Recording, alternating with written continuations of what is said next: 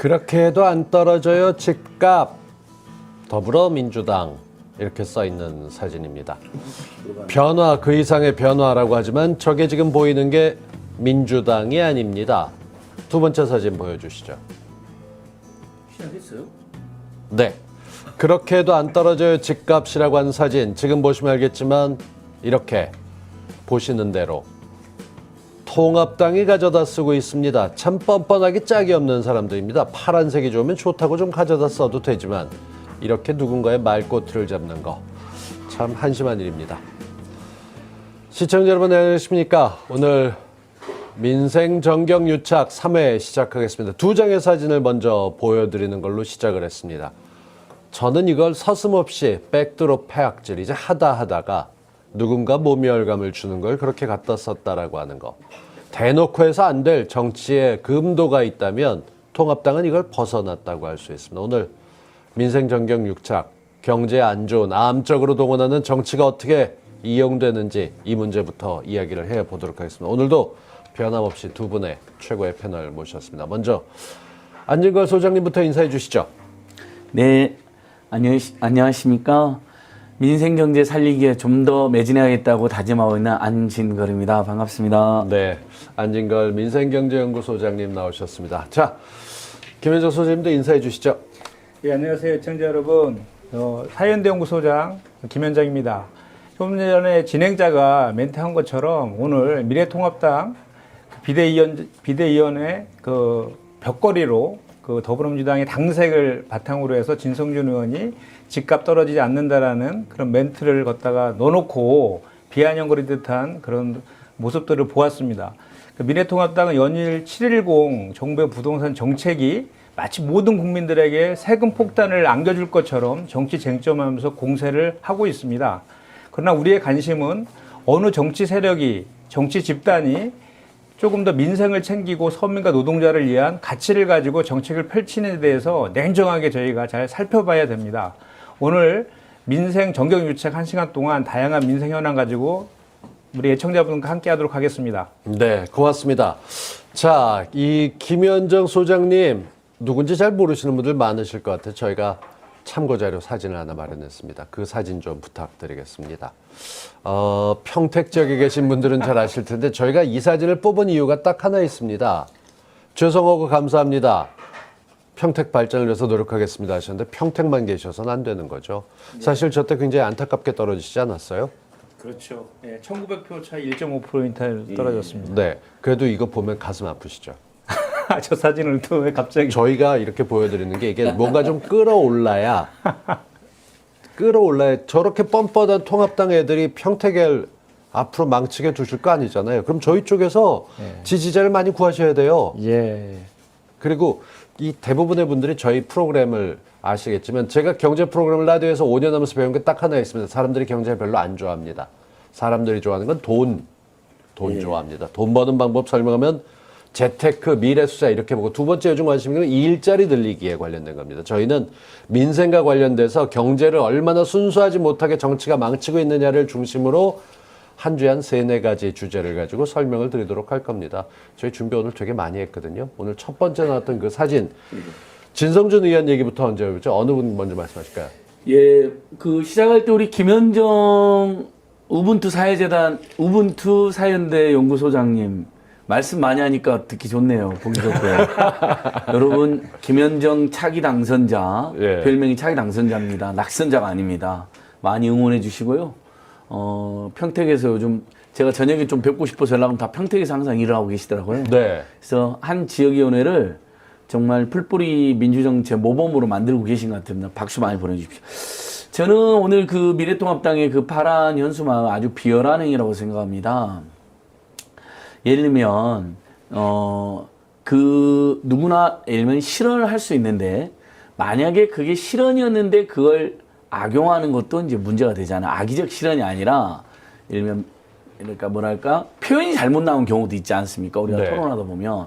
이번에 어떻게 보면 이재명 지사 사건도 방송 도중에 정말 스피디한 토론에서 당연히 뭔가 지적을 하게 되면 사람이 본능적으로 아니요 이렇게 많이 하잖아요. 그렇죠. 뭐 그런 것을 기소한 황당한 사례였는데 근데 그 실언이 악의적 실언이면 비판할 수 있다고 봅니다. 첫 번째. 근데 맥락을 보면 악의적 실언이 아니라는 게 확인이 됐잖아요. 본인도 해명을 했고, 특히 MBC 뉴스에 자세히 나왔더라고요. 제가 자세히 보니까.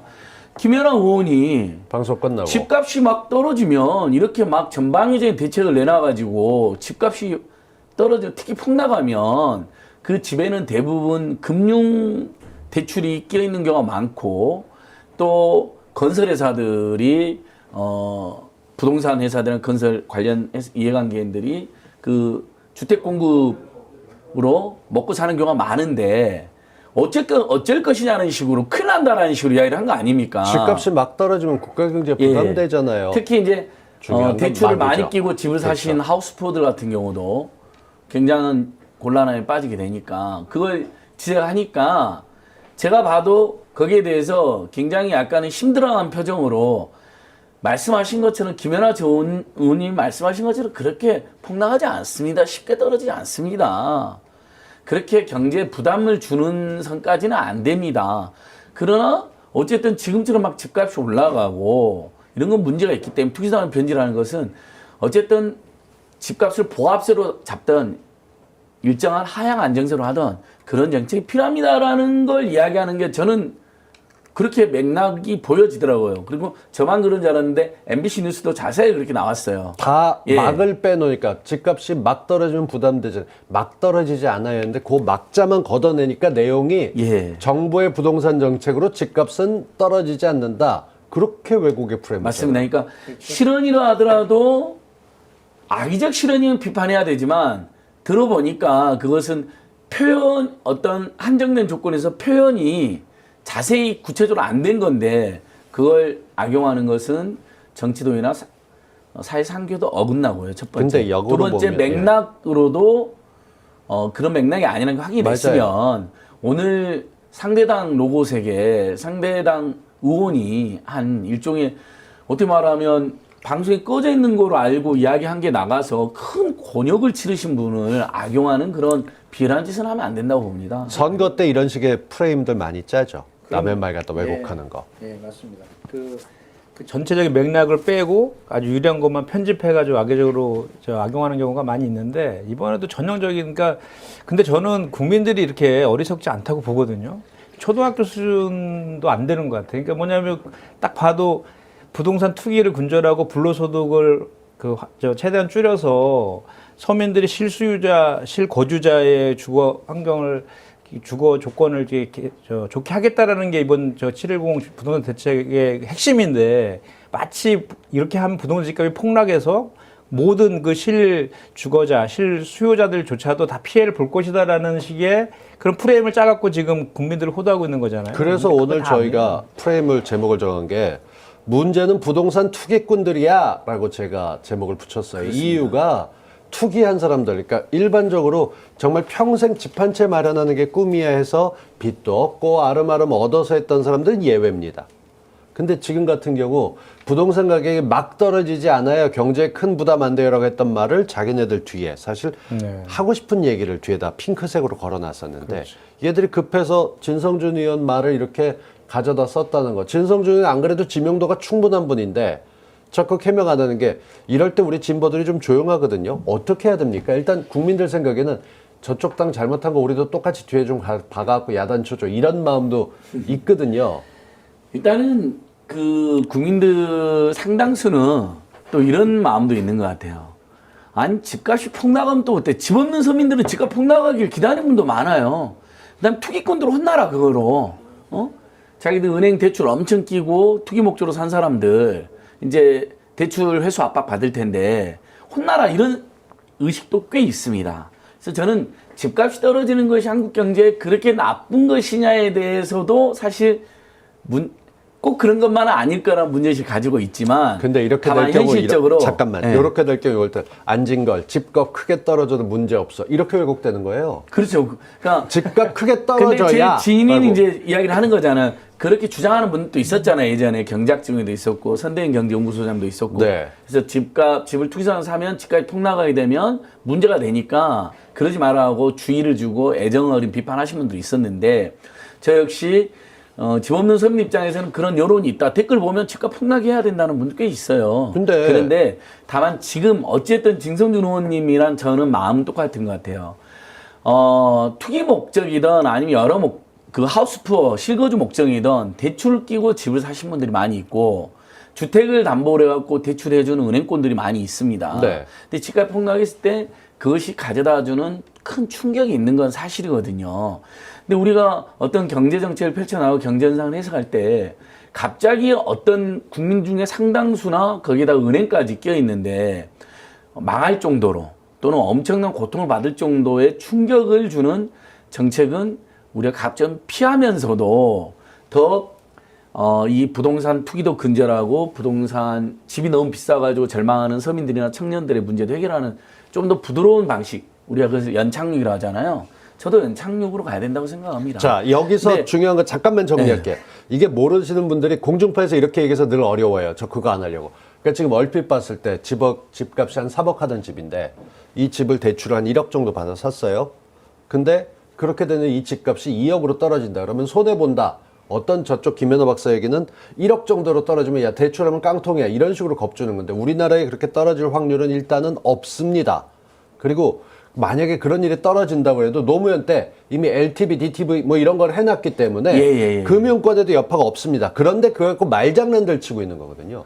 맞습니다. 지금 조건에서는 아마 집값이 대규모로 폭락하기는 쉽지 않고 설령 폭락해도 방금 곽동수 평론가님께서 말씀하신 것처럼 대출 규제를 꾸준히 해오지 않았습니까? 그럼요. 물론 근데 이명박 박근혜 때 좀 풀긴 했지만 다시 문재인 정부에서 규제를 해놨기 때문에 집값이 만약에 떨어진다 하더라도 실거주 목적으로 사신 분들은 그렇죠. 전혀 문제가 안 됩니다. 물론 이제 그분들이 대출 이자를 내는 건 있는데 집값이 떨어진다 해서 대출 이자가 올라가는 건 아니거든요.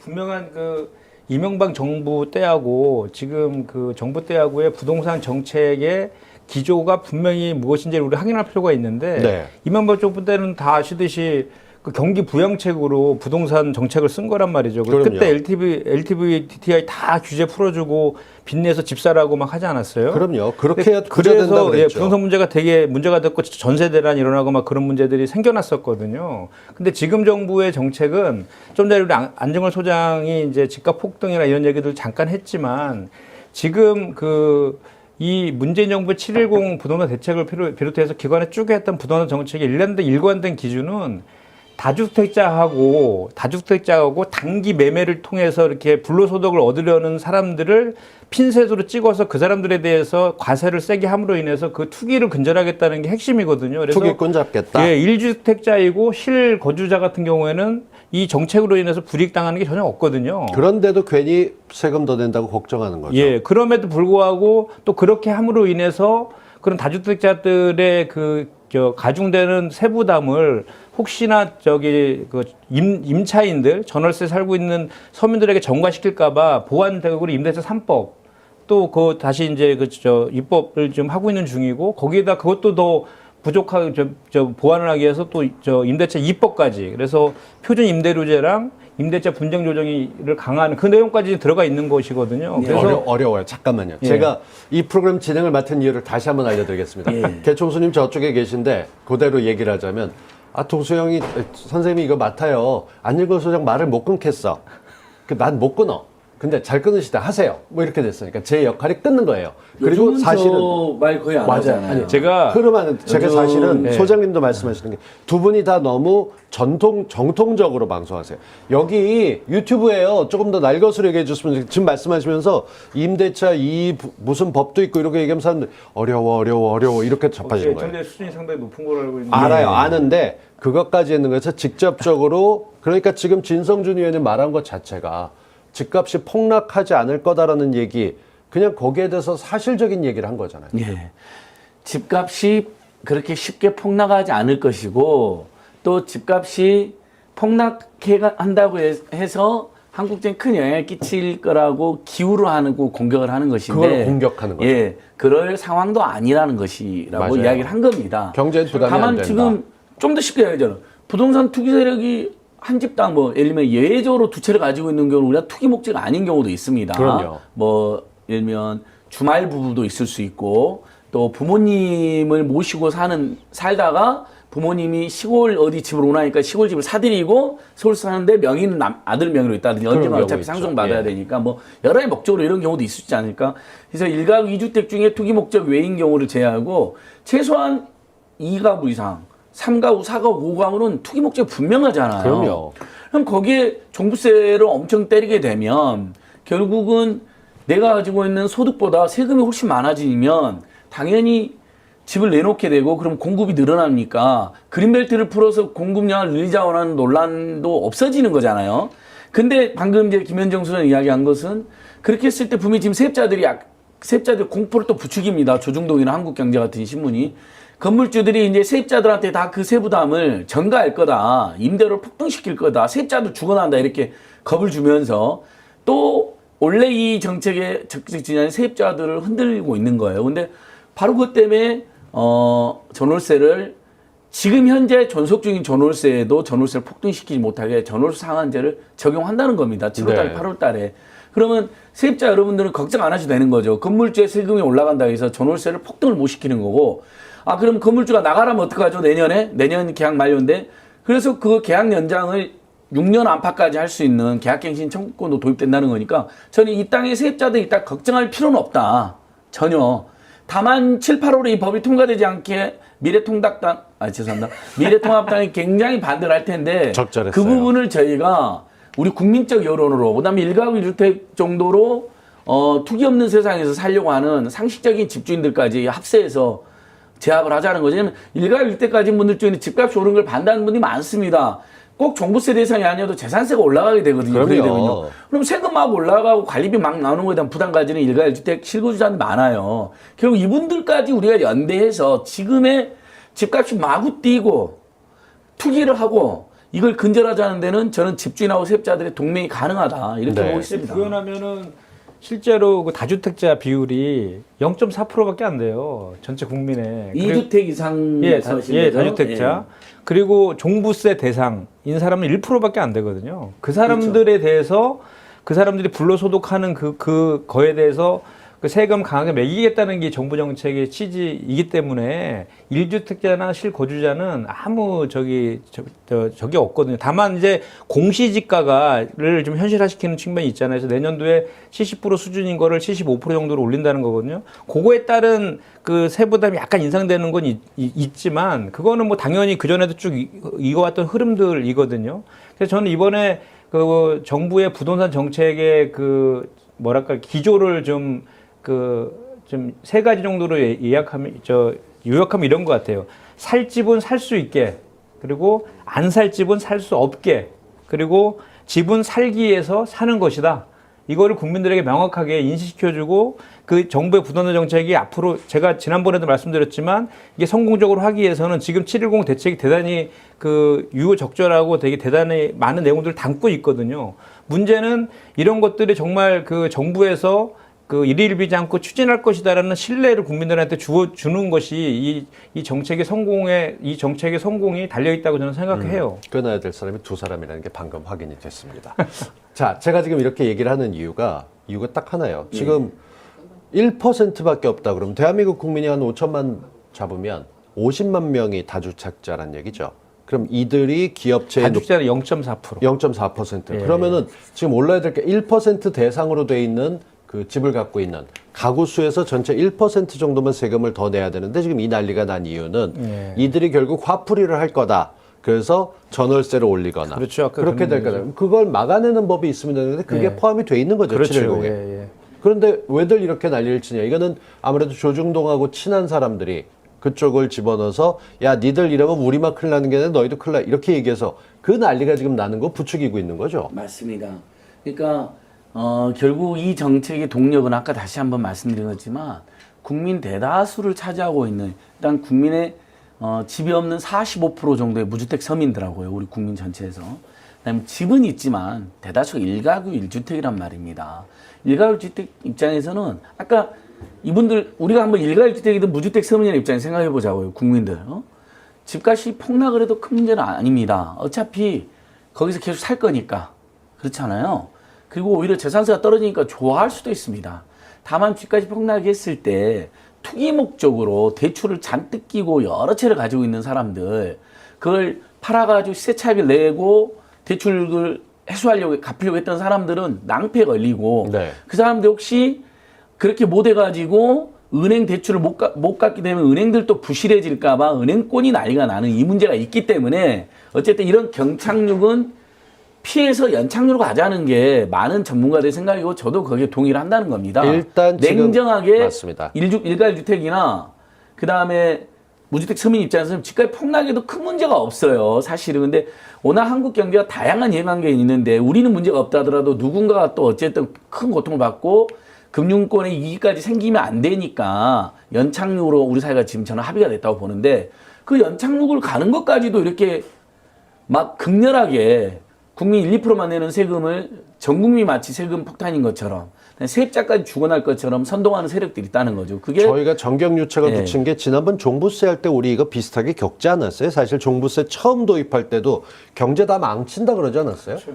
최저임금 인상하면 나라 망한다 그랬고요. 친환경 무상급식하면 나라 망한다 그랬고요. 주 5일제 하면 나라 망한다 그랬고요. 종부세 인상하면 나라 망한다 했지 우리나라 망하지 않았습니다. 오히려 발전하고 있잖아요. 근데 우리가 여기서 우리 이제 그 정부의 경제 정책의 그 패러다임 같은 거를 우리가 좀 이해할 필요가 있어요. 우리나라는요, 국민의 자산의 그 비중이 아주 특이한 구조예요. 부동산이 7이고 금융이 3위입니다. 그러니까 미국 등 선진국들은 다 거꾸로거든요. 금융이 7이고 부동산은 3밖에 안 돼요. 근데 우리나라는 왜 이런 일이 벌어졌느냐라는 것은 부동산 정책에 대한 그동안의 부동산은 투기의 대상이다라는 인식들이 좀 있는 것 같고, 자본시장 쪽이 좀 활성화되어야 되는데, 자본시장도 마치 그 자본시장은 뭐 주식거리나 이런 걸 보면 또 사모펀드나 이런 얘기가 나오면 마치 투기장인 것처럼, 그리고 뭘 하면 손해볼 거라는 인식들을 국민한테 많이 보여줬잖아요. 그러니까 자본시장이 투명화되지 않은 그런 측면들이 원인이 있는데, 그래서 이번에 문재인 정부에서는 그 기조를 바꾸려고 하는 게 기본적인 게 깔려 있어요. 그래서 우리가 이제 들어보신 분들은 알겠지만 자본시장을 활성화시키려는 다양한 정책들이 지금 정부에서 계속 내고 있거든요. 그러면서 부동산 투기는 잡고, 그래서 이제 부동산은 그 자산이 아니라 거주라는 개념으로 돌아가면서 자본시장을 활성화시키기 위해서 기업도 살리고 내수도 네. 살리는 이런 식으로 이제 바꾸는 과정인 거죠. 일단 다른 건 아니고 이거 하나 확실하게 말씀드려요. 진성준 의원이 얘기한 것처럼 이번 정책으로 부동산 가격이 폭락하는 일은 없습니다. 막 떨어지지 않는다라고 했었던 건데 막을 빼니까 떨어지지 않는다고 정책이 무효한 것이다라는 식으로 얘기하고 있는데 이건 말도 안 되는 얘기인 거고요. 그렇죠. 실제로 정말 중요하게 생각하셔야 될 거는 부동산을 지금 한 채나 혹은 여러 가지 이유로 두 채를 갖고 계신 분들이 있습니다. 이런 경우에 걱정하실 필요가 전혀 없습니다. 지금 대상이 되고 있는 것들, 내가 빚어둬서 사실은 투기 목적으로 조금이라도 한 푼이라도 오르겠지 하고 집을 한 채 더 샀어 라고 하신 분들 찔려라, 그래서 반대해라 라고 부추기고 있는 불쏘시개들인데, 조중동하는 얘기 이게 정책적으로 옳다면 이렇게까지 저희가 얘기도 안 합니다. 지금 문제가 없는 정책을 실행하려고 하는데 그걸 못하게 하려고 하는 거죠. 예, 맞습니다. 그것도 다주택자를 이렇게 매매할 수 있도록 시행 시기는 내년 6월 1일부터잖아요. 그러니까 유효기간이 1년 넘게 남았고 유보기간이 있는데도 지금 벌써부터들 난리를 치고 있어요. 그러니까 저는 이쯤에서 김연아 씨에 대해서 한 말씀 해야 될 것 같아요.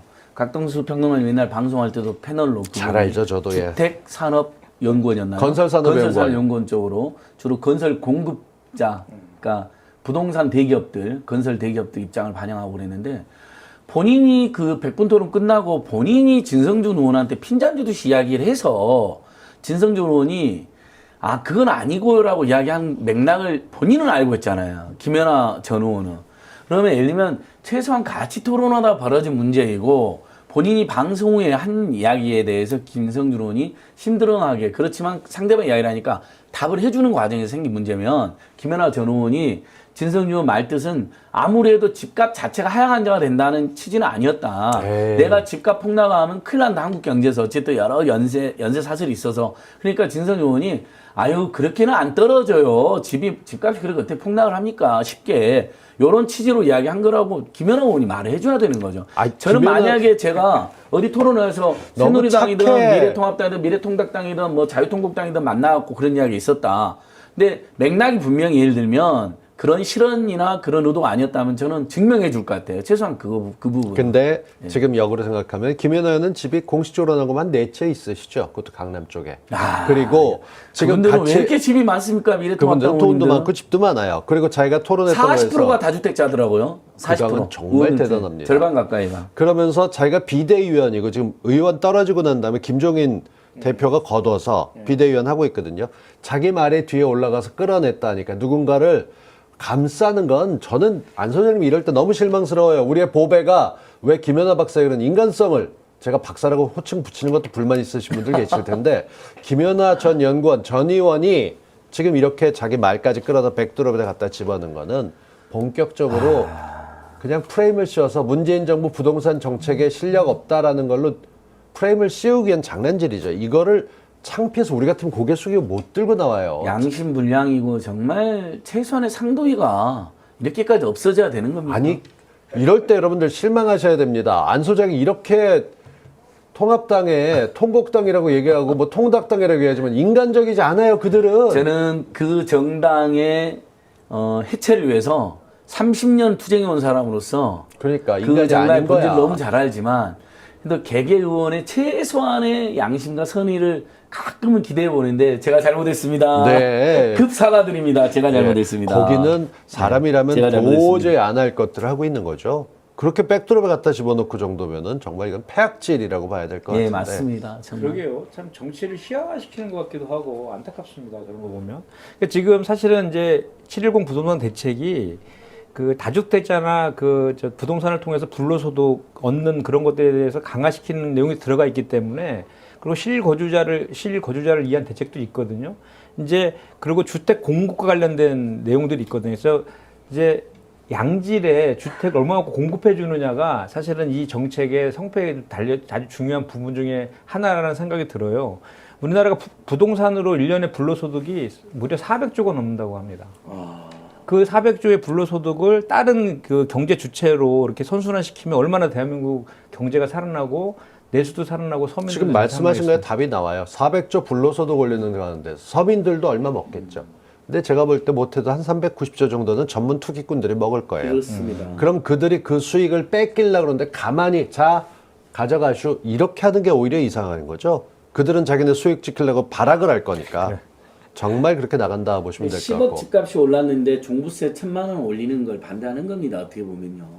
맞습니다. 그 민달페니 유니온에서 얼마 전에 왜 토론을 했잖아요. 예. 거기서 그 친구들이 그 젊은 청년들이 한 얘기가 있잖아요. 우리 그 종합부동세, 종부세가 12억까지는 안 내고 뭐 13억부터 내는데 그렇죠. 실제로는. 자기네들이 12년 동안 낸 그 대학 학자금 대출 이자보다도 낮다고 맞아요. 이런 얘기 이게 현실이거든요. 그러니까 돈을 그렇게 많이 갖고 있는 사람들은 유리하게 법을 고쳐놨었고 그리고 우리가 그걸 이제 바로잡으려고 하고 또 몇백 조를 갖고 노는 그들이 뭔가를 하려고 한다는 점 당연히 저항이 있을 수밖에 없다. 그러니까 진성준 의원은 아무 잘못이 없다. 일단 이 주제는 김연아 잘못 이렇게 얘기하면서 투기꾼들을 감싸는 통합당 각성하라 이렇게 말씀드려서 첫 번째 주제 해체하라 하면 안 될까요? 각성이 아니라. 해체하라 이런 거 예. 해야겠습니다. 이름만 바꾸지 그 미래통합당 주호영 원내대표가 자신들이 투기꾼 비호 정당이라는 걸 고백했잖아요. 결국 그렇게 왜 됐죠. 집을 팔라고 그러냐. 일가구 다주택 무슨 문제냐 이렇게 이야기하지 않았습니까? 정말 그 나쁜 사람들의 사람들. 인식이 거기서 늘어나는 거죠. 자, 제 역할을 다시 충실하게. 첫 번째 주제는 여기서 마치겠습니다. 자, 두 번째 주제 사진 올려주시죠. 안진걸 소장님께서 최저임금 관련된 얘기를 하고 싶으시다고 예. 얘기하셔서 최저임금에 대해서 발표가 났습니다. 이 평가 어떻게 하시는지 그리고 이 반발도 적잖아 벌써부터 있는 것 같은데 한번 좀 설명해 주시죠. 최저임금이 지금 딱 내년도에 130원 올랐습니다. 시급이요. 130원 예. 시급. 1.5%. 그동안 최저임금 역사상 1988년도에 최저임금이 생긴 이후에 가장 최저치. 안 그래도 최저임금은 너무 최저해서 문제인데 인상률까지 가장 최저치입니다. 많은 분들이 최저임금이 경제기 국면에서는 깎였거나 동결됐다고 생각하지만 다시 한 번 말하면 IMF 이후에도 2.7%가 올랐고 국가 부도 사태 때도 세계 경제위기는 2008년도에 마치 그 당시에도 대공황이나 비슷한 상황이라는 우려가 있었는데 그때도 2.75% 올랐습니다. 1.5% 정말 너무했는데 그렇죠. 사용자 측하고 조중동 한국경제 등이 재벌 대기업 등이 짜고 처음부터 삭감해야 된다는 식으로 들고 나오니까 키를 쥐고 있는 공익위원들이 상당히 이제 그 중간에서 노동계는 합리적으로 처음에는 25%까지 주장했다가 맨 나중에는 정말 10% 이하 9,000원 조금 넘어가는 것으로 인상률을 조정했음에도 불구하고 막판에 공익위원들이 1.5%의 손을 들어줘 버린 겁니다. 그러니까. 그 과정이 너무 아쉬운데 저는 뭐 우리 이 최저임금은 우리 방송을 보는 분들 중에서도 자영업자분들이 있으면 좀 부담스러워 하시는 건 사실이에요. 충분히 이해가 됩니다. 다만 일자리 안정자금으로 충분히 이것을 지원해주고 있다는 거 다시 한번 말씀드리고요. 최저임금 인상분에 대해서는. 근데 제가 오늘 이 이야기를 굳이 들렸던 이유가 그 135 오르자마자 편의점주들을 내세워가지고 또 사용자들이 지난번에 예. 올렸을 때도 편의점주가 예, 먼저 항상 나왔죠. 편의점주님들이 못 살겠다 하면서 최저임금 논란이 커집니다. 근데 편의점주들이 발표한 자료에도 보면요. 저는 정말 이 논란에 우리가 속아 넘어가지 않았으면 해서 이걸 제가 주면 편의점주들이 올 평균 매출이익이 1,446만 원 자기들이 발표를 했어요. 거기에 보면 로열티가 434만 원, 점포유지 관리비가 923만 원이 된다고 발표를 했습니다. 그 점포유지 관리 비용에서 인건비는 623만 원인데 그다음에 임대료가 150만 원, 전기료 50만 원, 기타 비용 100만 원이라고 했습니다. 자, 본인들이 발표한 자료에도 인건비는 전체 이익 중에 1,446만 원 중에 623만 원밖에 되지가 않아요.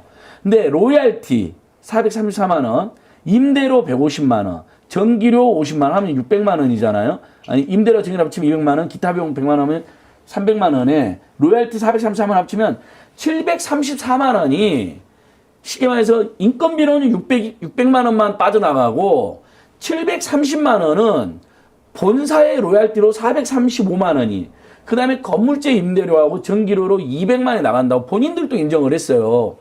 아니 135 오른 시급 135 오른 것으로 그러니까 월급이 179만 원에서 주휴수당 준다 했을 때 182만 원 딱 3만 원 올랐습니다.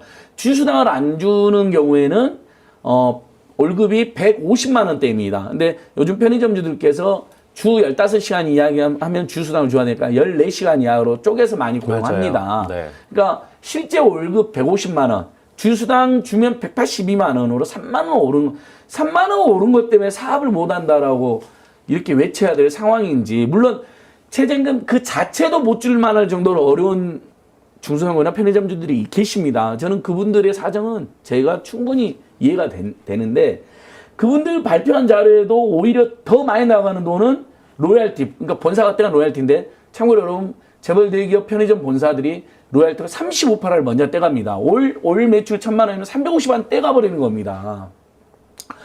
그 다음에 임대료로 150에서 200만 원 떼가 버립니다. 그 다음에 최저임금 줘야 되니까 본인들도 최저임금도 못 받는 그런 사정이거든요. 그러면 저는 이분들이 제발 135는 최저임금은 이번에는 많이 안 올랐다. 다행이다. 고맙다 해주는 게 저는 맞고요. 오히려 갑들한테 병들이 올려달라는 최저임금 이번에 우리도 130원밖에 안 올리는 거로 병들이 또 양보를 했는데 사회적으로 양보를 한 거잖아요. 원하지 않았지만 이제 갑이 좀 양보 좀 해라. 우리가 최저임금도 못 받게 생겼다. 본인들이. 그럼 로열티가 35%인데요. 자 1,000만 원 기준 로열티를 5%만 내려도 자 1,000만 원에서 로열티 350만 원을 본사가 떼가면 350만 원이잖아요. 네. 5%만 내리면 30% 50만 원의 소득이 생깁니다. 본인들에게. 그러면 알바생 3명 써갖고 만약에 최저임금이 각각 10만 원씩 올라간다 해도 30만 원 올라가죠. 20만 원이 소득이 자기한테 늘어납니다. 5만 원씩 올라가면 알바생들한테 15만 원 주고 본인이 35만 원 소득이 늘어나고요. 제발 이제는 을하고 병하고 그만 싸우고요. 이렇게 갑한테 요구하자는 거, 을과 병이 연대해가지고. 근데 참 이 최저임금 문제는 무슨 얘기를 해도 편의점에서 욕을 먹는 게 어떤 사람들은 문재인 정부가 최저임금 10,000원 공약 못 지켰다고 문재인 정부를 그렇습니다. 욕하고 근데 그리고 이렇게 난리를 피는데 어떻게 올립니까? 못 올린다고 욕하면서 무능하다고 욕하고 반대쪽에서는 너무 많이 몰려서 못 살겠다고 욕합니다. 근데 정말 돈 많이 벌어가는 건 조용히 숨죽이고 있는 대기업들. 맞습니다. 로열티가 네. 유통에서 집어넣고 하는 게 있다고 하지만 35%가 적당하다고 보는 쪽에 대해서는 논의를 해봐야 됩니다. 이게 편의점이 이렇게 숫자도 많고 경쟁이 치열한 지역에서는 훨씬 더 낮춰주는 게 필요하고 탄력적으로 해야 되고 백종원 씨가 존경받는 이유 중에 하나가 어려울 때마다 로열티를 한시적이지만 인하해 줬거나 가격, 재료 가격을 올리지 않은 게 있다. 우리나라 편의점에서 그런 거 했다는 얘기 들으셨습니까? 했으면 보도자료를 뒤덮였을 거예요. 저희 본 적 없습니다. 정말 이런 면에서는 편의점 점주들이 너무 놀아나는 거 아닌가 아시는 분들도 계시겠지만 아닌 분들도 많잖아요. 예, 그러니까 최소한 편의점주님들이 최저임금 오르는 게 부담이 되면 본사한테 이렇게 요구하면 되거든요. 최저임금 인상분만큼 로얄티를 내려달라. 그러니까. 인상분만큼이라도. 130원. 그러니까 한 달에 지금 3만 원 올라갔잖아요. 3만 원 올라간다 그랬죠. 근데 알바를 보통 서너 명까지 쓰거든요. 자, 계산하자. 3명이면 9만 원 인건비 부담 늘어나고 4명 쓰면 12만 원 인건비 부담 늘어납니다. 자, 12만 원 본사한테 깎아달라고 이것도 못하냐고요. 그리고 본사 이놈들 그 정도는 깎아줘야죠. 그럼요. 큰 돈 깎아달라는 것도 아니고 편의점주들 이제 전국에 개인 편의점까지만 7만 개쯤 되고 재벌 대기업 소속 중심으로 하면 한 4, 5만 개 되는데 편의점마다 5만 원에서 10만 원 깎아주는 거라도 본사가 해줘야 됩니다. 그럼요. 최저임 이렇게 하면 갑과 을과 병의 싸움이 줄어들고 상승이 되잖아요. 제가 너무 기가 막혀서 130원 올라가지고 최저임금 받는 500만 명의 당사자들은 내년도에 임금이 너무 안 올라가고 울고 있는데 맞아요. 딱 편의점주들이 또 나서가지고 그 135 오른 거 가지고 망한다고 또 데모하고 기자회견 하시는 거예요. 근데 저희들이 그분들이 편의점 본사들 재벌 대기업 편의점 본사한테 갑질당할 때 저희들이 열심히 같이 투쟁하고 연대했던 분들인데 너무 이건 아니다 싶어서 제가 아예 숫자까지 갖고 왔습니다. 이 코로나19가 심해지고 사실 포스트 코로나로 가게 되면 노동의 역할에 대해서 더 많이 고민해 보게 되는데 이 사이에 중요한 게 최저임금 아니겠습니까? 예. 소장님 어떻게 보시는지요? 그러니까 지금 우리 안 소장이 지금 얘기한 그 현상들이 보면 상당히 이제 어떻게 보면 좀 서글프죠. 그러니까 지금 그 편의점주들의 상황도 이제 이해는 되지만 말씀하신 것처럼 그 상대방을 잘못 골랐다. 그 사실은 갑질하고 있는 그 재벌 대기업의 그 편의점 그 갑하는 그쪽에 사실 말씀하신 것처럼 그런 식의 요구들을 하는 게 오히려 더 자연스럽고 상식적인 것인데 이번에는 지난번에도 우리 중소영세 일반 가맹점들 가맹점 수수료가 부담된다 그래서 그럼요. 카드 노동자들이랑 제가 그때 같이 예, 주도했었는데 예, 수수료 인하 같이 해줬거든요. 엄청 인하됐죠. 그때도 그 중소형사 가맹점주들이 대통령님 고맙습니다라고 현수막까지 거는 맞아요. 이례적인 일이 발생했는데 그게 가능했던 것은 뭐냐면 같은 을들이었던 카드 노동자들이 동의를 해준 거예요. 카드 수수료 중소형사 가맹점들의 카드 수수료는 인하할 필요가 있다. 그래 인하해야 된다라고 동의를 해줬는데 대신에 재벌 대기업들의 가맹점 수수료 있죠. 네. 거기는 오히려 더 낮아요. 각종 마케팅이나 이런 거를 혜택은 더 많이 보면서 맞아요. 그 더 얕은 구조, 그 잘못된 역진성 그 구조를 해소해라라는 요구들을 그 가맹점 중소 일반 가맹점 대표들하고 카드 노동자들이 같이 정부에 요구를 한 것이죠. 근데 마지막에 결국 가맹수수료 다 내려갔는데 재벌 대기업에 대한 가맹수수료와 관련된 거는 하지 못했어요 결국은. 지금도 놓고 앉아서 이것도 같은 것 같아요. 네. 똑같은 식으로 지금 재벌 대기업들에 대해서 얘기하고 여러 가지 얘기 나오는데 제가 한마디 하면서 낮춰줬다는 얘기 때문에 백종원이 잘하니 못하니 지금 본질 흐리시는 분들이 참 많아집니다. 개총수가 진행을 안 하고 있으면 이렇게들 시끄럽게들 얘기를 하는지 모르겠는데 그냥 좀 진정하시고 봐주시고 이상한 사람들이 있으면 저도 보면서 내버려 두고 있습니다. 욕하려고 들어오시는 분들도 계시는데 경제 문제가 꼭 이래요. 그 편의점주를 편드는 거 뭐 혹은 알바를 편드는 거 알바는 우리 집 아이들일 수도 있고 편의점들은 동료들 수도 있고 다들 같이 잘 살 수 있는 방법이 있는데 거기서 노력하는 정부들 욕해 쏟아지는 것보다 보면 저는 속상하기도 하거든요. 사실 최저임금은 문재인 정부 들어서 처음에 의욕적으로 하다가 지금 주춤하 있고 못 달려가는 중인데 예. 만약에 우리가 한 15년쯤 간다면 지금처럼 더 세게 나갈 수도 있는 거 아닙니까? 제가 예. 하나만 팩트 체크를 하나만 더 해드릴게요. 지금 문재인 정부 들어서서 최저임금 엄청 올랐다고 그러면서 나라가 많이 생겼다고 주장하는 게 미래통합당하고 조중동하고 경제신문이고 거기 일부 자영업자들이 안타깝게 편승을 하는 겁니다. 부안해도 하는데 자 이번에 1.5% 올라가지고요. 박근혜 정부 때 7%대 최저임금 인상률하고 문재인 정부도 7%대 인상률 똑같아졌습니다. 이제 더 이상 문재인 정부가 너무 많이 올라와서 경제가 어렵다는 말은 거짓말입니다. 그럼요. 팩트가 안 맞고요. 코로나19 때문에 힘드신 건 맞습니다. 충분히 그건 이해하고요. 그래서 중소장업자들은 대책 더 많이 내놔야 된다고 생각합니다. 두 번째 팩트. 2019년 1월 달에 방금 김현정 위원장이 예전에 전직이 사무금융노조 위원장을 비스카드 직원 네. 출신이잖아요. 편의점이라든지 파리바게뜨라든지 뚜레쥬나 이런 우리나라의 가맹점이 전국에 한 30만 개 됩니다. 중소 가맹점이. 이분들이 카드 수를 예전에는 3%대까지 많이 냈습니다. 그럼요. 그러다가 계속 조금이 떨어져 가지고 결정적으로 2019년 1월 달에 문재인 정부가 인태현 청와대 자영업 비서관 등을 필두로 해가지고 카드사 노조도 설득하고 카드사도 설득, 금융위, 금감 다 설득해가지고 정말 역사상 최대치로 가맹점 카드 수수료가 인하가 돼가지고요. 모 프랜차이즈 본사에서 조사를 해보니까 자기 4,000개 정도의 매장에서 평균 550만 원 정도의 카드 가맹점 수수료 인하가 발생했다는 거예요. 그러니까 그 가맹점들은 여러분 놀라울 정도로 550만 원은 추가 소득이 생겼습니다. 편의점은 550만 원까지는 아니지만 편의점들도 큰 데는 카드 수수료가 엄청 나와요. 몇백만 원도 나온 데 있고 몇십만 원 나온 데 있습니다만 네. 그분들도 아마 최소 몇십만 원의 인하는 생겼어요. 여력이 생겼습니다. 문재인 정부가 최저임금 2년간 많이 올랐던 건 사실이죠. 하지만 그것은 정말 최저임금 받는 노동자들이 숨도 못 쉬고 소비도 못 하니까 오히려 맞아요. 내수 활성화도 하고 서민도 오려고 하는 좋은 정책이었습니다. 다른 나라 다 그렇게 하고. 근데 너무 올랐으니까 일자리 안정장으로 도와드렸고요. 최저임금 인상분 최대 19만 원, 18만 원까지 지원해 줬습니다. 실제로. 지금도 아파트 관리비 여러분 잘 보시면요. 일자리 안정자금 차감액 5천 원 안팎이라고 써져 있는데 그게 뭐냐면 경비 선생님들 최저임금 올린 거 맞아요. 예. 자르지 말고 정부가 지원해 줘가지고 아파트 관리비 보면 다 써져 있습니다. 저도 그럼요. 보고 왔고요. 그 다음에 신용카드 가맹수를 대폭 인하해 줘가지고 최저임금 인상분을 상회하거나 비슷하게 감당하게 해준 겁니다.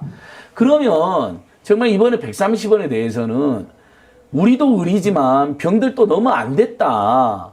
아, 어떻게 월급 3만 원 올랐고 내년에 어떻게 사냐. 물가 인상도 있죠. 지금 마스크 값만 한 달에 몇만 원씩 들어갔는데 집집마다 그럼요. 이렇게 이야기해 맞아요. 주면서 우리 을들하고 병들이 묻혀서 값들이 제발 좀 편의점 본사 영업이익이요. 1,000억에서 2,000억 꼬박꼬박 나오죠. 더 늘어납니다. 요즘 온라인이라든지 편의점에 대한 매출 계속 늘어나다 보니까요. 맞아요. 이렇게 싸워줘야 되는 거 아닌가요? 우리 사회가? 자, 여기까지 마무리를 예. 짓고 하실 말씀 있겠는데 그렇게 되면 저희가 다음 주제 못합니다. 일단 알아두실 게 최저임금 노력하고 있습니다. 인상폭 박근혜 정부하고 비슷해졌습니다. 올해 굉장히 최저치로 올랐습니다. 그런데도 논란이 되는 거 어떻게든 그들이 을과 을끼리 혹은 을과 병끼리 싸움을 붙이려고 하는 겁니다. 여기 속으시면 안 됩니다.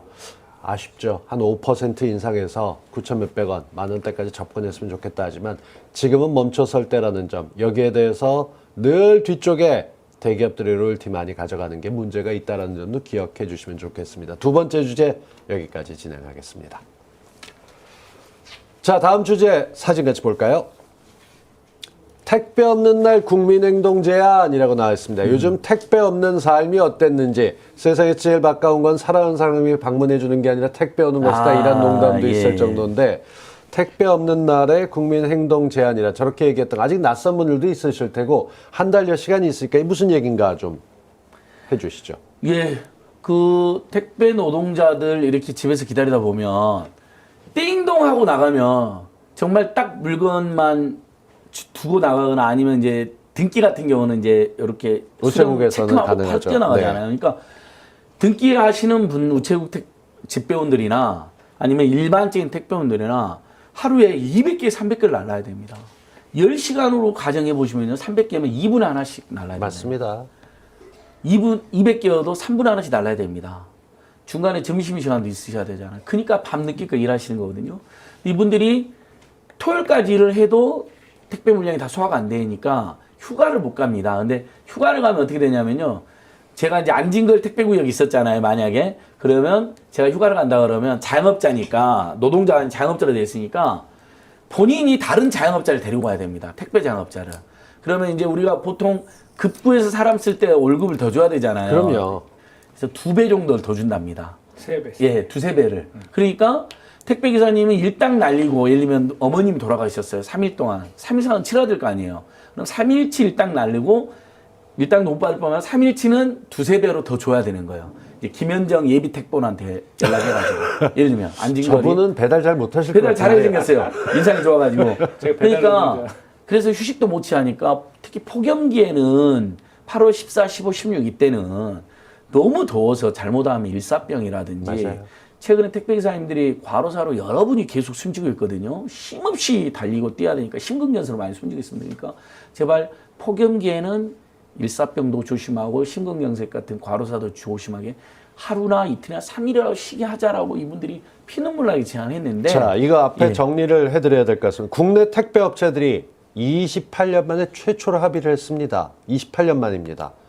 8월 14일에 택배 없는 날 전국 택배기사가 사흘 쉰다. 사실 이런 돈을 버시는 분들은 하루하루 먹고 산다라고 얘기할 만큼 안 하게 되면 큰 수익을 해서라도 쉬어야 된다는 겁니다. 예전에는 현충일에는 술집들 문 닫는다 얘기했었다면 택배 같은 경우는 1년 365일 24시간 내내 해야 되는 것처럼들 알고 계십니다. 그래서 이게 의미가 있어서 제가 짚어보는 중입니다. 이 코로나19 이른해서 이제 그 상황들이 많이 바뀌었잖아요. 어떤 산업들은 코로나19 때문에 오히려 대단히 그 이익이 많이 폭증하는 그런 산업들이 있는데 이 택배 산업이 대표적인 거예요. 그래서 그 비대면으로 이제 음식 같은 것도 많이 시켜 먹고 뭐 이런 택배를 많이 이용하다 보니까 그 회사들은 엄청나게 이제 많은 그 영업이익을 올리고 있는데 이 택배 구조들 보면 하청을 주고 또 재하청 주고 재재하청을 주는 이런 그 구조로 되어 있는 것이 많거든요. 약간 안중근 소장이 얘기했지만 그 택배 노동자들은 우리가 이렇게 봤을 때는 뭐 CJ 대한통운이라든지 롯데라든지 대기업의 이게 쫓기들이 있고 있지만 실제로는 다 자영업자들이에요. 그럼요. 그러니까 특수고용 노동자라고 하죠. 특수고용 노동자들이어가지고 이분들은 아까 이제 제가 아까 오기 전에 데이터를 찾아봤는데 하루에 13시간을 일하고 그리고 하루에 400개의 상자를 배달한답니다. 그래서 월 10,000개를 하고 급여는 300만 원 남짓 정도 이게 받는다고 합니다. 그래서 1분 30초당 1개의 상자를 나눈다는 그 데이터가 나와 있더라고요. 그러니까 정말 살인적인 노동 강도에 시달리고 있는 것인데 올해만 들어도 3명이 과로사로 숨진 그런 경우에. 근데 더 큰 문제는 뭐냐면 이분들은 그 특수고용 노동자이기 때문에 그 대기업에서 하는 일들은 다 하고 있지만 그 대기업에서 그 노동자들이 받는 각종 보너스라든지 복지라든지 보험이나 이런 혜택들은 전혀 받지 못하거든요.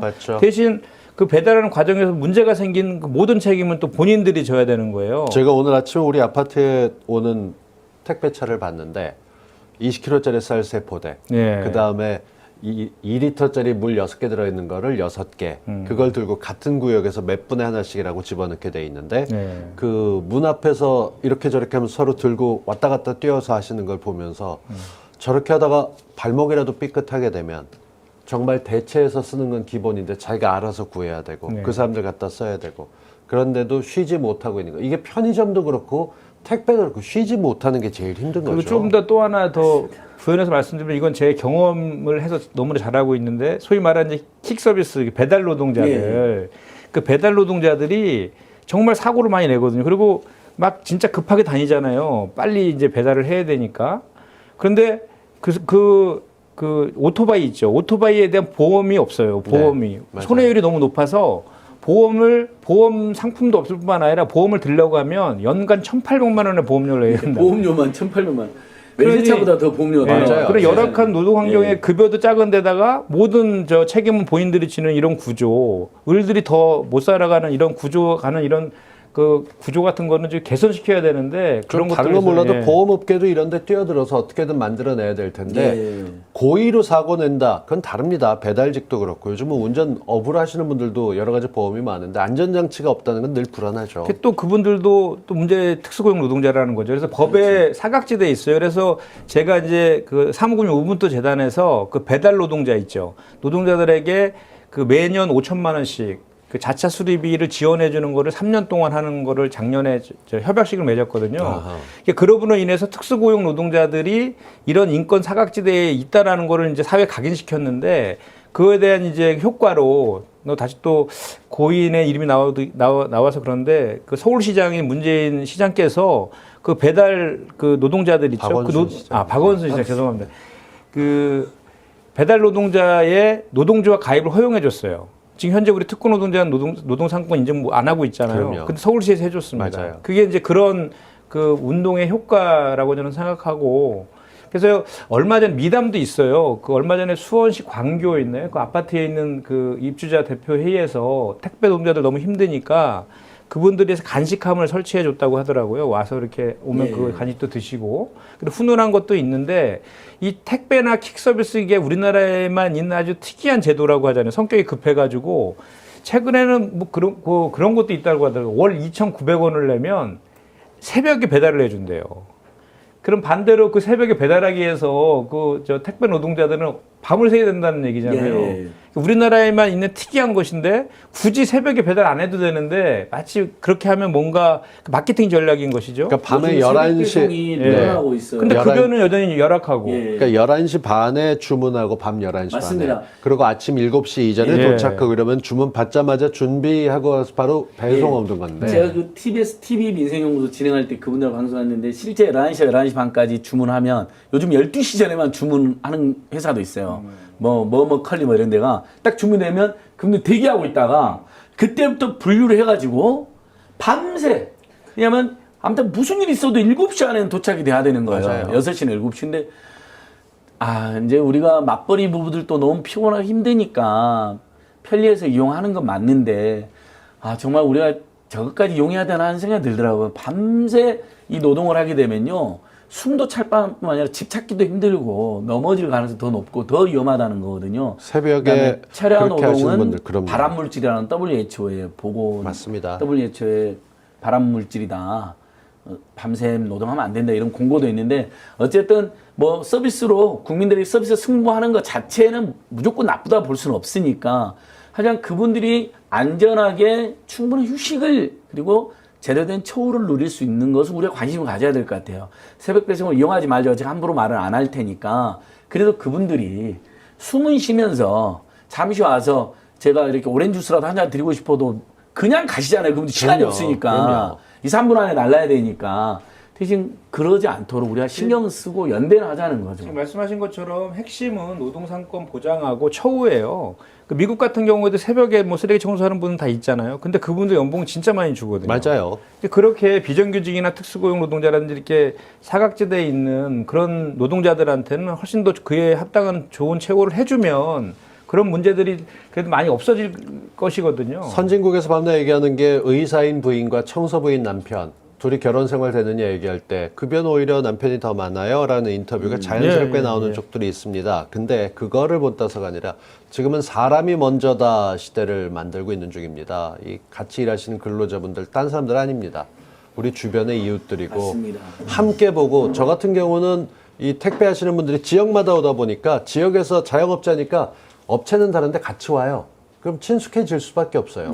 같이 자주 보는 예전엔 동네 구멍가게 주인하고 친해졌다면 이젠 택배 오시는 분하고도 친해져야 되는데 이분들이 무리하지 않게 건강 안 좋으시 투덜대지 않고 잘 함께 갈 수 있는 그런 길을 찾았으면 좋겠습니다. 택배 없는 날 이때 주문 안 해주시는 게 좋아요. 예. 당연히 그리고 급한 배송 아니라는 거 꼭 지켜주셔야 되고 이건 저희가 즈음에서 8월 14일부터니까 그쯤 돼서 다시 한번 안내 드리도록 그러니까. 하겠습니다. 지금 우리 댓글들도 사람이 먼저다. 네. 사실 이제 문재인 정부의 노동 존중 철학 선포가 각 재벌 대기업에도 이렇게 예를 들면 최저임금도 예전보다 조금 더 오른 분위기도 만들었고 어쨌든 땀 흘려 일하는 사람들이 다치지 않고 먹고는 살 수 있게 해줘야지 이게 경제거든요.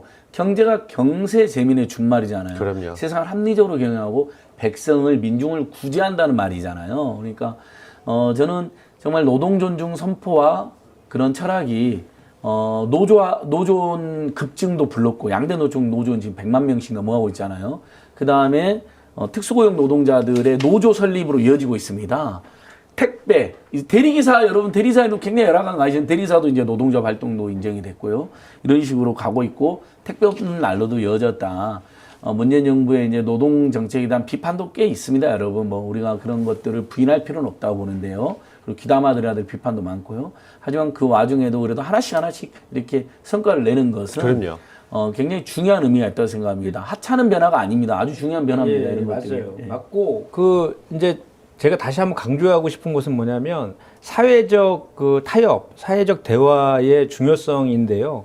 지금 우리가 조금 전에 최저임금 문제 얘기할 때도 저 편의점주들이 힘든 건 알지만 오히려 로열티나 부동산 임차료 문제가 더 심각한 문제임에도 불구하고 오히려 그 최저임금 1.5%밖에 안 올린 거를 비판하고 있는 이런 현상이라든지 택배 노동자와 관련된 것도 택배사들은 그 기하급수적인 영업이익을 올리고 있는데 그럼요. 택배 노동자만 지금 배제되어 있는 것이잖아요. 그렇다고 하면 그런 그 시장 플로어에 수 있는 대기업들의 그 가진 것들을 좀 그 사람들이 내놔서 모든 사람들이 더불어 잘 살 수 있게 하는 그 방식은 사회적 합의나 대화를 통해서만 가능한 것이잖아요. 저는 이 얘기는 꼭 했으면 좋겠어요. 가끔 보면 시장님이나 구청장님이 동사무소 와서 민원인 해결하는 거 체험해 보잖아요. 그리고 콜센터 가서 전화 받는 거 체험하는 거 있죠. 네.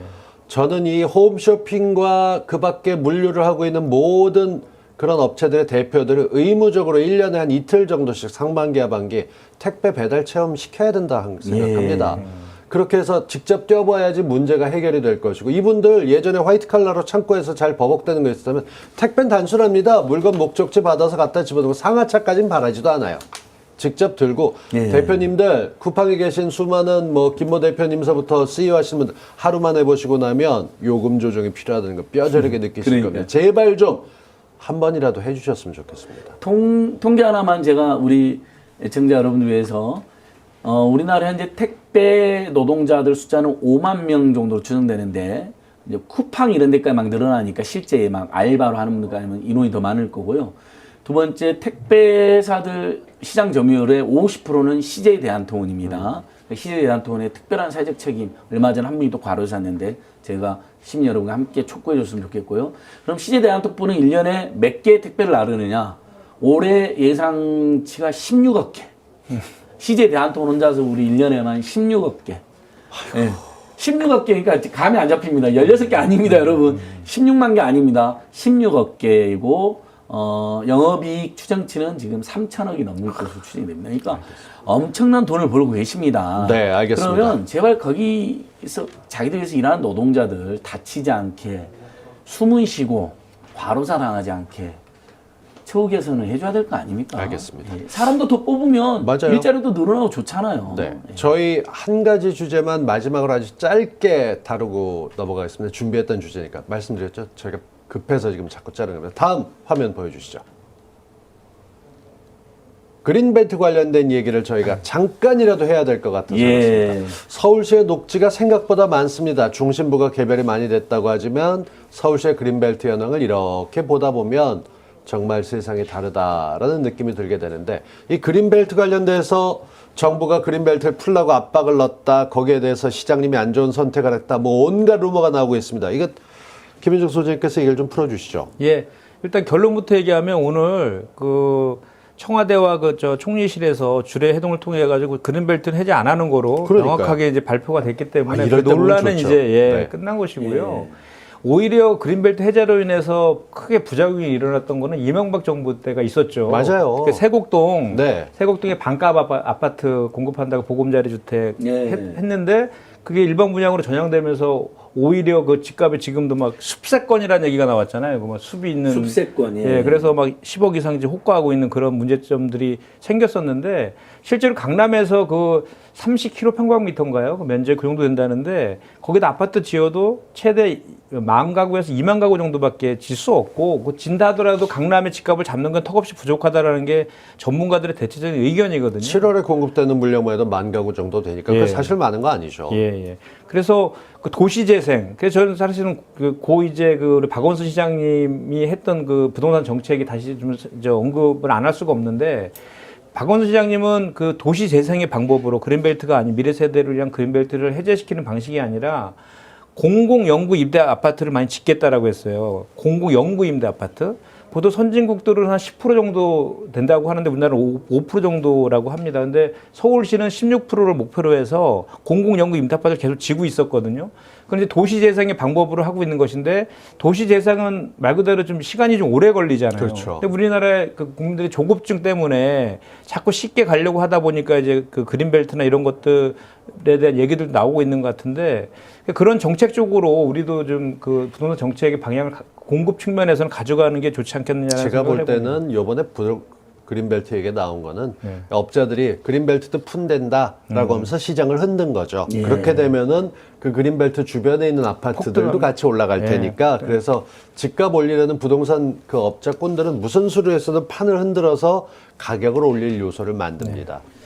그래서 저도 그린벨트 해제 이제 하면 이게 이제 이번에 부동산 논란 때문에 나온 거잖아요. 공급을 늘려라는 일각의 요구 때문에 나온 거거든요. 그러면 그린벨트 내에 혹시라도 이제 좀 나대지 같은 경우는 일부를 풀더라도 100% 임대주택으로만 해야 된다. 이제 이런 의견도 낸 적이 있습니다. 근데 원칙적으로는 반대하고 있었거든요. 그러니까 전 문재인 대통령, 정세균 총장 잘 정리한 것 같고요. 추미애 장관도 이제 그런 입장을 냈었는데 그린벨트는 지금 이렇게 환경 문제가 심각하고 미세먼지에 시달리는 우리나라에서 정말 미래 세대를 위해서도 그렇고 지구를 위해서도 그렇고 지키는 게 좋습니다. 잘 지킨 것 같고요. 그래서 지금 많은 분들이 대안을 내세우는데 아마 공감하실 거예요. 아니 육사랑 서울대가 서울에 있을 이유가 없습니다. 육사 빨리. 그다음에 육사에 골프장도 딸려 있거든요. 그럼요. 자, 불필요한 골프장, 육사, 서울대. 이러면 골프장은 전부 다 임대주택 짓고요. 골프장 유지하는 순간 다 환경 파괴니까. 그 다음에 육사랑 서울대라든지 서울과기대 같은 서울에 있는 국공립대학들 있잖아요. 뭐 서울시립대까지는 그렇다 치더라도 서울에 있는 국립대들은 그 다음에 육사 이런 데 전부 다 지역으로 내려가면요. 서울대만 100만 평 안팎이잖아요. 그럼요. 엄청난 평수가 나옵니다. 왜 그린벨트를 해제합니까? 그 다음에 주민센터라든지 이런 데 보면 넓고 낮은 공공시설 꽤 많습니다. 주상복합 말고요. 주행복합으로 지으면 됩니다.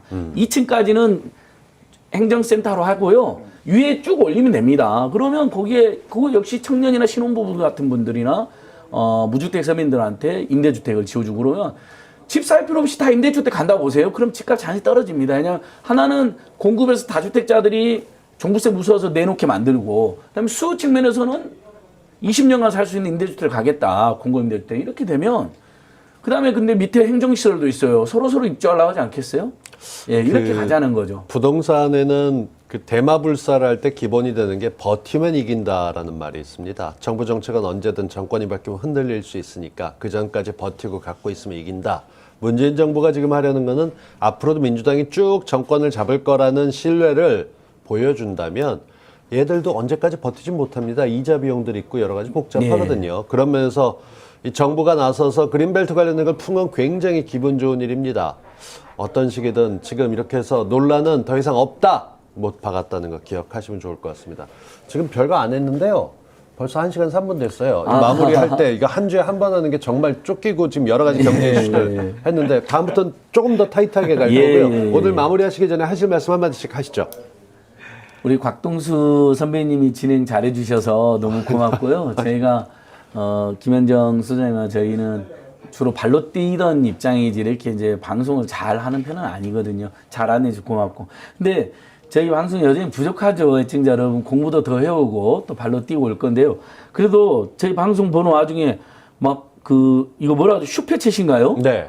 5만 원, 11만 9천 원, 11만 5천 원, 11만 5천 원 많이도 올려주셨어요. 네. 정말 고맙습니다. 정말 고맙고요. 부족한데도 아마 민생경제 살리기에 조금 더 분발해라라는 취지고 그러면서 사타파 TV까지 도우신 것 같아요. 네. 저희들 더 열심히 하도록 하겠습니다. 자, 소장님. 상생 TV는 뭔가요? 김현정의 상생 TV. 제 유튜브인데 네. 그냥 선거 때 만드는 건데 네. 저기 올라와 있네요. 아니 계속 하셔야죠. 한번 선거 때 만들었으면. 끝난 이유가 더 중요해요. 그래서 지역 가시는 것처럼. 그래서 그 이후에도 틈틈이 뭐 이런 거 올리고 있는데 네. 누가 저걸 올려나? 아이고 이렇게 모른 척 하시지만 상생 TV 김현정의 상생 TV 그 김현정 앵커 아닙니다. 이 평택 김현정님을 소장님을 잘 챙겨서 구독 좀 해주시면 저희도 더 힘이 나지 않을까 싶은 생각이 듭니다. 구독하실 분들께 끝으로 인사하시죠. 예, 그 을지로위원회를 만드신 그 민주당의 우원식 의원께서 그 정치는 그 힘없는 사람들을 위한 가장 강력한 도구다 이런 말씀을 많이 하시거든요. 우리 정치가 정말 민생 그리고 노동 그리고 서민들을 위한 그 정치로 나아갈 수 있도록 우리 같은 이제 시민단체나 이런 유튜버들이 많은 관심을 가지고 문제도 제기하고 또 대안도 제시하는 그렇게 같이 해나갔으면 좋겠다라는 생각을 해봅니다. 네. 오늘 고맙습니다.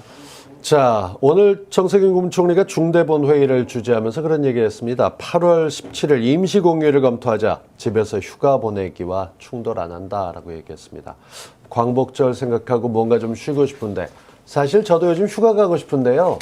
이 정치 클리핑 때문에 어떻게 해야 되나. 특히나 월요일 날은 또 이렇게 껴있으니까 남들 다 가는 금, 토, 일, 월 이렇게 쉬기가 좀 애매합니다. 그래도 뭔가 좀 다른 자리를 마련하고 노력해 본다 그러면 정부 쪽에서 이렇게 전체 국민들이 쉴 수 있는 날을 준비 중이다라는 거 귀담아 들으면서 가뜩이나 쉬는 날 없어 스트레스 받고 있을 8월에 뭔가 좀 좋은 소식이 더 있었으면 좋겠다라는 하루 생각이 7일 듭니다. 아주 좋은 정책인 것 같은데요. 네. 쉬고 재충전하고 그래야 일할 수 있습니다. 오늘 유독 쉴 자리 없고 밥 먹는 시간 잘 챙기지 못하는 노동자분들 얘기를 했었는데요. 함께 다 잘 사는 사람, 무엇보다 사람이 먼저인 세상 만드는데 같이들 노력해 주시면 좋겠습니다. 민생 정경유착 오늘 통합당 문제 지적하는 걸로 생각해서 시작해서 1시간 쉼없이 달려왔습니다. 저희는 다음 주 이 시간에 다시 또 찾아뵙겠습니다. 함께해 주신 여러분 고맙습니다. 두 분 고맙습니다. 감사합니다. 고맙습니다.